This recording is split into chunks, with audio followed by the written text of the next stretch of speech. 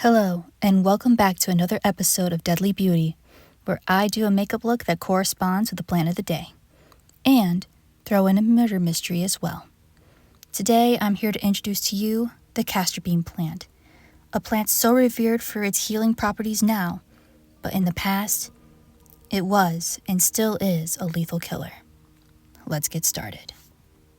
The Castor Bean plant, also known as Ricinus communis, is a bold beauty native to Africa, now thriving in tropical gardens worldwide. With towering stalks, tropical leaves, and spiked ruby red seed pods, it seduces the eye, lush, regal, almost royal. But within those vibrant pods, a toxin with no antidote. Ricin, one of the deadliest natural poisons known. One seed can kill a child, 2 or 3 to a healthy adult. Once inside the body, ricin halts protein production. No warning, no antidote, just silence and death, often within 36 to 72 hours. Yet, the same plant yields a prized healing oil. Cold-pressed castor oil is used in skincare, medicine, and even ancient rituals. The paradox? Ricin is only released when the seed is crushed, proof that beauty and danger often share the same root. Even the Latin name, ricinus, means tick due to its seed's bloated, parasitic appearance. Fitting, isn't it? Because this plant doesn't just live, it lurks. Now, imagine Calabria in the summer of 1949. The sky blazed with light, and the air was thick with rosemary and sea salt. Cicadas sang like restless spirits, rising and falling with the heat. Perched on the edge of a sun-bleached cliff stood a crumbling herbarium, once revered, now forgotten. Its wooden shutters groaning in the wind, its windows clouded with dust and memory. Inside was Silvana Moretti, just 22, a quiet girl with ink-stained fingers and eyes too old for her age. She had inherited this place not by choice, but by blood.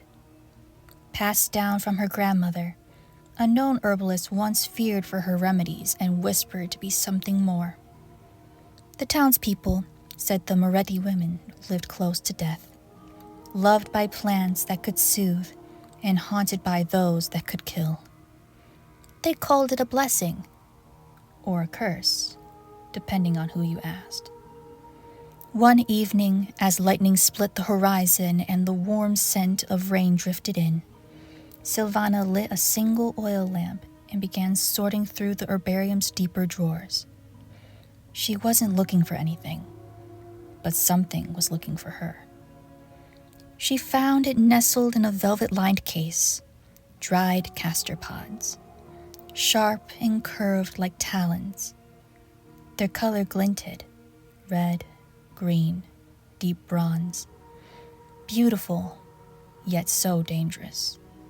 And beside them, a leather-bound journal nearly falling apart. She opened it. A line, penned in her grandmother's looping script, read, 3 for healing, 4 for silence, 5 for the grave. The page fluttered as if exhaling. The lamp hissed. What an odd thing for Nonna to write, she thought. And then there was Luca Ventresca. He arrived on Monday, with his shoes polished, tobacco-stained fingertips, and words dipped in honey. A journalist, so he claimed, sent from Naples to document herbal medicine practices of southern Italy. He had a typewriter ribbon tucked into his coat pocket, the smell of sandalwood clinging to his skin, and the air of a man who told stories for a living, most of them untrue. What he didn't say, what Silvana learned later, was that he was also a political aide to a Neapolitan diplomat, under quiet scrutiny for leaking documents.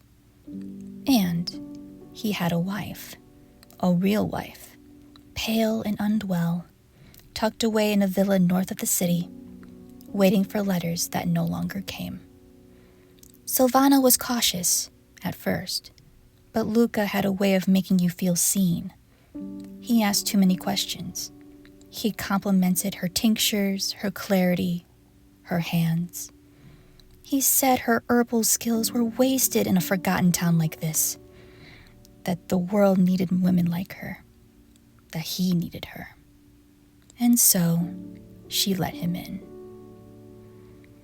He would watch her work, eyes never blinking when she ground seeds with her mortar and pestle.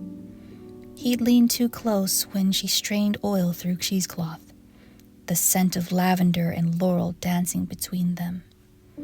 He was fascinated with the castor pods, asked about the seeds, the oil, how much heat it took to destroy the toxin, whether ricin had a smell, if anyone ever used it intentionally. No, she had lied. It's too risky, too slow. But her grandmother's journal stayed open on the workbench. She read it every night, and the words seemed to shift. 3 for healing, 4 for silence, 5 for the grave. Then, like clockwork, Luca began to decline. At first, it was subtle. Fatigue, headaches, trouble walking. Then came vomiting, weakness, and finally, organ failure. The doctors couldn't explain it. No virus, no poison they recognized. Nothing. And Silvana never said a word. She had powdered the seeds just right, added it slowly. A trace in his shaving soap, a dusting in his wine cork. It wasn't much, but with ricin, it never had to be. It didn't scream. It whispered. He died within 3 days, silently, alone.